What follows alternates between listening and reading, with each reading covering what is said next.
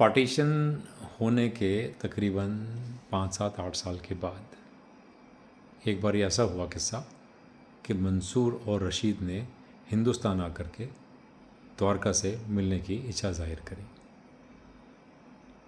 Air ticket book करा करके वो सफदरजंग एयरपोर्ट पे पहुँचे और द्वारका यहाँ से एक पूरी बस लेकर के उनको रिसीव करने के लिए सफदरजंग एयरपोर्ट गया। दोस्तों ने आपस में गले मिले, बातें करी। उनका जो प्यार था बचपन का वो वहीं का वहीं था, उसमें कोई कमी नहीं आई थी।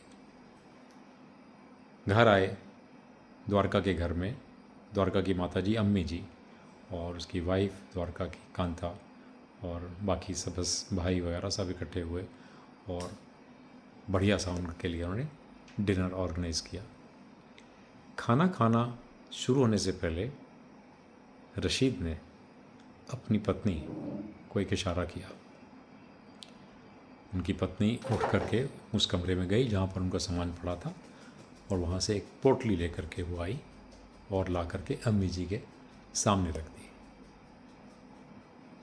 इस पोटली में क्या है, अम्मी जी को कुछ इस बात का इल्म नहीं था, क्या हो सकता है ये कुछ आइडिया नहीं था।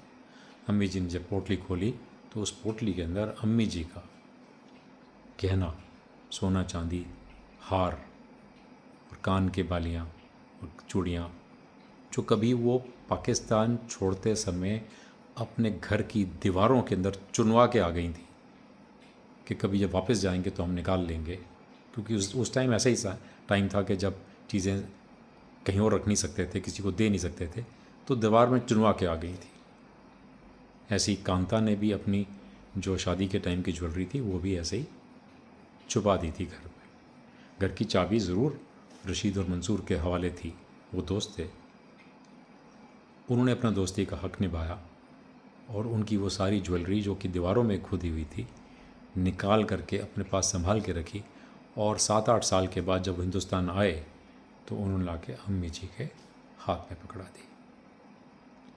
ये थी एक मिसाल उस दोस्ती की जिसने कभी हिंदू या मुस्लिम को अलग नहीं समझा।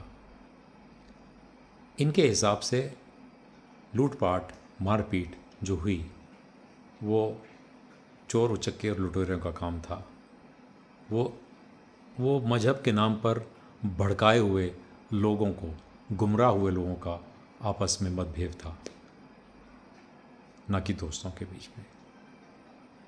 तो ये किस्सा मेरी इस किताब के अंदर आपको पढ़ने को मिलेगा और आपको लगेगा वाकई में ही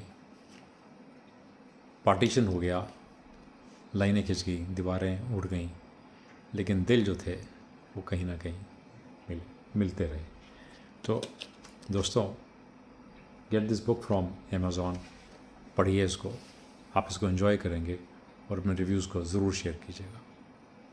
थैंक यू वेरी मच।